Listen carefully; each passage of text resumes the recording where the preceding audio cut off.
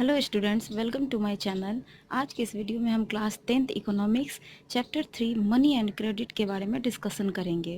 तो चलिए देखते हैं टॉपिक कौन कौन सा है इस चैप्टर से। तो सबसे पहले देखते हैं टॉपिक को। टॉपिक है आपका फर्स्ट इज कि money as a medium of exchange. Second topic is modern forms of money. Third topic is loan activities of bank. Fourth topic is two different credit situation. Fifth topic is terms of credit. Sixth topic is formal sector credit in India. And the last topic in this chapter is self-help groups for the poor. ये 7 topic हैं जो आपको chapter 3 यानी कि money and credit से पढ़ने होंगे। और इस टॉपिक को मैंने सिलेबस में भी मेंशन किया हुआ है कि आपको कौन कौन से टॉपिक पढ़ के उसको नोट बनाना है। चलिए देखते हैं फर्स्ट टॉपिक कौन सा है। सबसे पहले देखते हैं कि money as a medium of exchange. ये आपका इस चैप्टर से पहला टॉपिक है जिसको आपको बनाना है। तो सबसे पहले ये कि मीडियम ऑफ एक्सचेंज को समझने के लिए आपको सबसे पहले बार्टर सिस्टम को समझना होगा।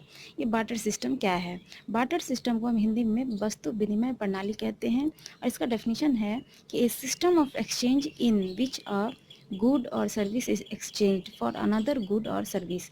सिंपल है इसको समझना कि हम जब एक सामान के बदले दूसरे सामान को खरीदते हैं तो वही बार्टर सिस्टम होता है, एक्सचेंज प्रणाली होता है, एक्सचेंज सिस्टम होता है, जिसमें किसी भी पैसे की खर्च नहीं हुई है या फिर किसी भी पैसे का लेन देन नहीं किया गया है, वही बार्टर सिस्टम होता है। नेक्स्ट पॉइंट हम देखते हैं कि barter system of exchange prevailed in primitive times before the invention of money. ये जो बार्टर सिस्टम है इसका एक्सचेंज प्रिमिटिव टाइम्स में ज़्यादा किया जाता था, यानी कि मनी के इन्वेंशन से पहले। जब तक पैसे का इन्वेंशन नहीं हुआ था तब बार्टर सिस्टम यानी कि बार्टर प्रणाली चलती थी। In this system one commodity is exchanged for another, यानी इस सिस्टम के तहत एक कॉमोडिटी से दूसरे कॉमोडिटी में एक्सचेंज किया जाता था। जैसे कि फॉर एग्जांपल में आप देख सकते हैं कि C1 C2। C1 है आपका first community and C2 is another community, यानी कि ये दोनों कम्युनिटी एक दूसरे से सामान का आदान प्रदान यानी कि लेन देन कर रही है, एक सामान के बदले दूसरे सामान को खरीदने का काम कर रही है। इसमें किसी भी तरह का कोई मनी नहीं खर्चा किया जाता। फिर देखते हैं नेक्स्ट पॉइंट क्या है। नेक्स्ट पॉइंट है इसमें कि both parties have to agree to sell and buy each other commodity. इसमें है कि दोनों पार्टियां जो होती हैं वो एग्री होती है सामान को खरीदने और बेचने के लिए एक दूसरे से। और इसी प्रणाली को हम कहते हैं डबल कोइंसिडेंस ऑफ वांट्स, यानी this is known as the double coincidence of wants.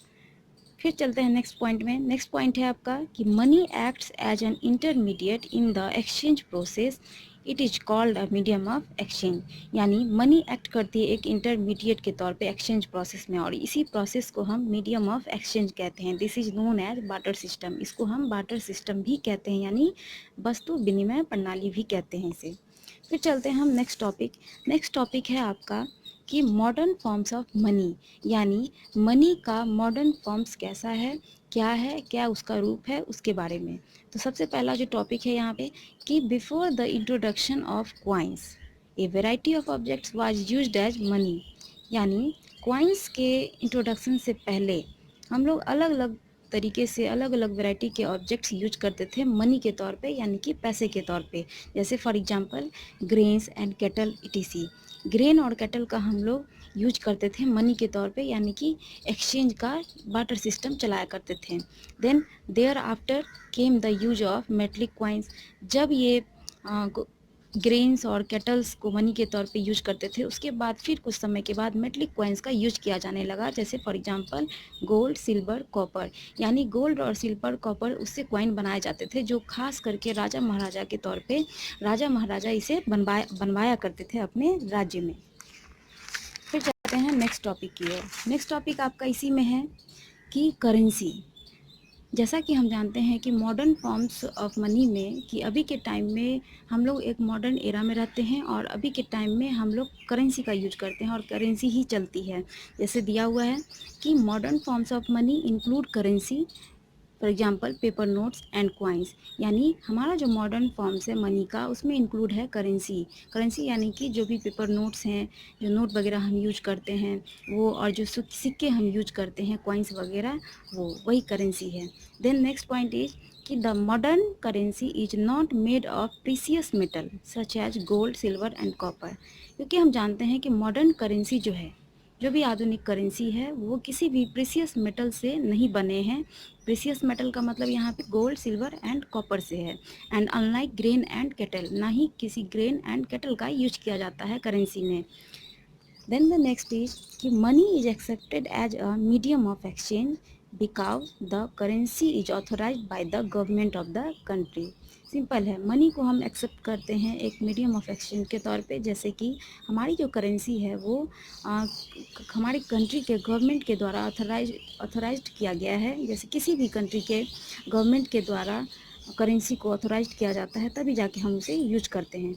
जैसे हमारे इंडिया की अगर हम बात करें, जैसे in India the reserve bank of India issues currency notes on behalf of the central government. जैसे हमारे इंडिया में रिजर्व बैंक जो है वो इशू करती है करेंसी नोट्स को, जो कि सेंट्रल गवर्नमेंट के बिहाफ में होता है। तो ये सारा करेंसी का टॉपिक है, नोट्स है, जिसे आप नोट कर लें और इसे आप याद भी करें। देन चलते हैं फिर नेक्स्ट पॉइंट में कि डिपॉजिट्स विथ बैंक। जैसे कि हम लोग जानते हैं कि जब भी हमारे पास पैसा होता है तो हम उसे बैंक में जमा करने जाते हैं, तो ये उसी से रिलेटेड है। चलिए देखते हैं क्या है।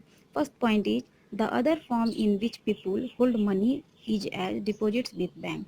यानी अदर फॉर्म जो है लोगों का पैसा होल्ड करने का, मनी को बचाने का, वो है कि बैंक में जाके हम डिपॉजिट करते हैं, यानी कि जमा करते हैं।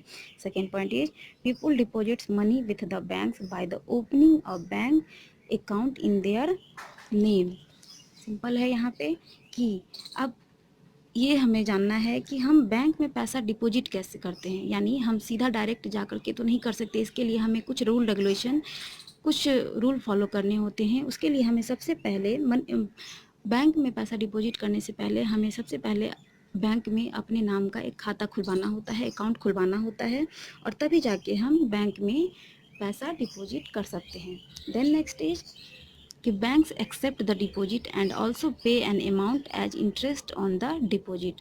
तब उसके बाद जब हम अपना अकाउंट खुलवा लेते हैं अपने नाम से, तब बैंक हमारे डिपॉजिट्स को, जो भी हम पैसा जमा करते हैं, उसको एक्सेप्ट करती है, और वो हमें उस अमाउंट का, जो भी हमने डिपॉजिट किया है, उसका इंटरेस्ट भी हमें पे करती है। देन नेक्स्ट इज कि in this way people's money is safe. और ये जो तरीका है पैसा डिपॉजिट करने का, एक तरह से पीपुल्स मनी को सेव करने का भी एक अच्छा तरीका है with the banks, and it earns an amount as interest. और इसमें हम जब भी पैसा जमा करते हैं तो हमें इसके बहुत इसे अर्निंग होती है, यानी इंटरेस्ट के तौर पे हमें अमाउंट भी मिलता है। फिर बात करते हैं हम नेक्स्ट टॉपिक की। नेक्स्ट टॉपिक है यहाँ पे कि लोन एक्टिविटीज ऑफ बैंक। अब हम बैंक से लोन भी लेते हैं, तो उसमें क्या क्या एक्टिविटीज़ हैं, कैसे हमें लोन मिलता है, किस तरीके से मिलता है, कौन से वो रूल रेगुलेशन हमें फॉलो करने होते हैं, चलिए उसको भी देखते हैं। तो फर्स्ट पॉइंट इज कि the modern forms of money are closely linked to the modern form of banking. जैसा कि हम जानते हैं कि मॉडर्न फॉर्म्स ऑफ मनी जो है वो क्लोजली लिंक है बैंकिंग सेक्टर से, यानी कि मॉडर्न फॉर्म ऑफ बैंकिंग से। जैसे people deposit their surplus fund with the banks. जैसे अगर ज़्यादा से ज़्यादा पैसा है, धनराशि है, तो उसे हम बैंक में डिपॉजिट करते हैं, जमा करते हैं। बिसाइड्स प्रोवाइडिंग सिक्योरिटी, उसके साथ हमें सिक्योरिटी भी प्रोवाइड की जाती है बैंक के द्वारा। Banks pay interest to the depositors, यानी उसके बाद हम जो भी पैसा जमा करते हैं, जो भी जमा करता होते हैं या डिपॉजिटर्स होते हैं, उन्हें इंटरेस्ट भी बैंक के द्वारा पे किया जाता है। देन द सेकेंड इज कि banks keep only a small proportion of their deposits as cash with themself. Simple है, उसके साथ बैंक हमसे एकदम छोटा सा स्मॉल प्रोपोर्शन लेती है, जो भी हम डिपॉजिट करते हैं कैश के द्वारा। एंड उसके बाद second next point is the balance of deposits are lent out to those who are in the need of money. और जो भी बैलेंस होता है डिपॉजिट का, उसे जिसे भी मनी की ज़रूरत है उसे दिया जाता है। देन नेक्स्ट पॉइंट इज कि this is the business of the bank. और ये बैंक का एक बिजनेस है। इट सर्व्स टू पर्पसेस, जो दो तरह से इसे सर्व करती है। जैसे कि फर्स्ट पॉइंट इज कि banks work as intermediaries between those persons who have surplus fund and those persons who are in needs of fund. Simple है कि बैंक एक इंटरमीडियरी का काम करती है दो पर्सन के बीच में, जैसे किसी के पास सरप्लस फंड है ज़्यादा से ज़्यादा और जिसे दूसरे पर्सन जो हैं उन्हें ज़्यादा पैसों की फंड की ज़रूरत है, तो उसके अकॉर्डिंग ये काम करता है एक इंटरमीडियरी का। जैसे bank brings them in contact और बैंक दोनों को कॉन्टैक्ट करती है इस रीजन में। Then the second point is banks pay interest at a lower rate to their depositors. Bank इसके साथ साथ जब भी इंटरेस्ट देती है डिपोजिटर्स को तो वो लोअर रेट में देती है, पे करती है, but they charge interest at a higher rate from the borrowers. यानी जो भी बोरोवर्स होते हैं, जो भी उधारकर्ता होते हैं, जो उधार लेते हैं, उनको उन पर ये इंटरेस्ट का जो चार्ज देती है वो हायर रेट पे देती है। The difference between the two rates in the banks profit, और ये दोनों डिफरेंस है बैंक के प्रॉफिट का अलग अलग तरीके से। देन बात करते हैं हम नेक्स्ट टॉपिक की टू डिफरेंट क्रेडिट सिचुएशन। ये टू डिफरेंट क्रेडिट सिचुएशन क्या है? ये क्रेडिट यहाँ पे लोन का यूज किया गया है, तो देखते हैं यहाँ पे क्या है वो दो different credit. First is a large number of transactions in our day to day activities involve credit in some form और द अदर। सिंपल है कि डे टू डे अपने लाइफ में हम लोग डेली लाइफ में एक्टिविटी में हम लोग बड़े पैमाने पे ट्रांजेक्शन्स करते हैं जिसमें इन्वॉल्व है क्रेडिट। इसमें अलग अलग तौर से अलग अलग फॉर्म से रूपों में हम इसे करते हैं। Second is credit refers to an agreement in which the lender supply the borrowers with money, goods और services in the return for a promise of the future repayment. Simple है, यहाँ पे क्रेडिट रेफर्स करती है, एक agreement बनाती है। जैसे हम लोन लेते हैं तो हमसे कुछ रूल रेगुलेशन हमें बताए जाते हैं, उस पर कुछ पेपर्स बनवाए जाते हैं कि जब हम पैसा लेते हैं तो हमें उसे चुकाना भी होता है। ऐसा नहीं है कि पैसा आपको मिल गया है और आप उसे बैंक को नहीं चुकाना है, तो हमें वो भी चुकाना पड़ता है। तो और उसमें हमें जो भी चाहिए, जिस तरीके से चाहिए, तो वो हमें बैंक प्रोवाइड कराती है, तो उसके लिए एग्रीमेंट बनाना पड़ता है। चलो next topic is terms of credit. Terms of credit is the first is कि terms of credit refer to the condition that are attach to a loan. ये जो टर्म ऑफ क्रेडिट है ये सीधा रेफर करती है, ये सीधे लोन से अटैच होता है। दिज में रिलेटेड क्या क्या है इसका मतलब, जैसे फर्स्ट इज कि रेट ऑफ इंटरेस्ट, यहाँ पे जो भी रेट ऑफ इंटरेस्ट होगा वो देखा जाएगा। Second, collateral and documentation requirement, यानी कोलेटरल जो भी आपके गारंटी होंगे जब आप लोन लेते हैं तो आपको गारंटी के तौर पे किसी को बनाना होता है, या फिर बहुत सारे डॉक्यूमेंट होते हैं जो आपको बैंक को जमा करने होते हैं। Then the third form is कि मोड ऑफ रीपेमेंट। रीपेमेंट का मतलब है कि जब आप पैसा लेते हैं तो आपको उसे चुकाना भी होता है, आप कब उसे रीपेमेंट करेंगे, वापस करेंगे, तो वो कंडीशन है। ये तीन कंडीशन है जो कि टर्म्स ऑफ क्रेडिट से जुड़े हुए हैं। फिर बात करते हैं नेक्स्ट हम इसी में कि कोलेटरल। ये कोलेटरल क्या है? तो कोलेटरल एक ऐसा एसेट है, is an asset that the borrower owns and uses this as a guarantee to a lender until the loan is repaid। Simple है, कोलेटरल एक गारंटी के तौर पे काम करती है। जब कोई लोन लेता है तो आपको एक गारंटेड भी बनाना पड़ता है, तो ये उसी के लिए काम करती है कि कब पैसा जमा करना है, तब तक वो गारंटी के तौर पे बना रहेगा। Then the next is the terms of credit vary depending on the nature of the lender and the borrower. Simple है, ये जो टर्म्स ऑफ क्रेडिट है ये सीधा डिपेंड होता है नेचर ऑफ द लेंडर से एंड द बोरोवर से, यानी ऋणदाता और उधारकर्ता से। Then next topic is formal sector credit in India. Formal sector credit in India के फर्स्ट पॉइंट में हम देखते हैं, यहाँ पे आपको दो तरह के सेक्टर पढ़ने हैं, एक है formal and the second is informal sector.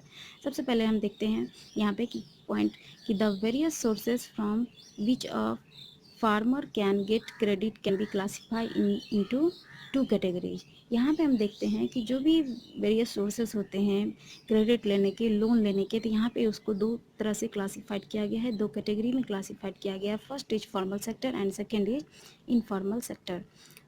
सबसे पहले हम बात करते हैं कि फॉर्मल सेक्टर क्या है। तो जैसे कि a loan borrowed from the former is called a formal sector. जब हम लोन बोरोड करते हैं फॉर्मर से तो उसे हम फॉर्मल सेक्टर करते हैं। And the second is a loan from the latter is called an informal sector loan. और जो सेकेंड होता है वो है इनफॉर्मल सेक्टर, जिसमें वो बाद में होता है, यानी कि फॉर्मल सेक्टर जो पहले लिया गया है और लेटर जो बाद में लिया गया है, तो वो फॉर्मल इनफॉर्मल में आता है।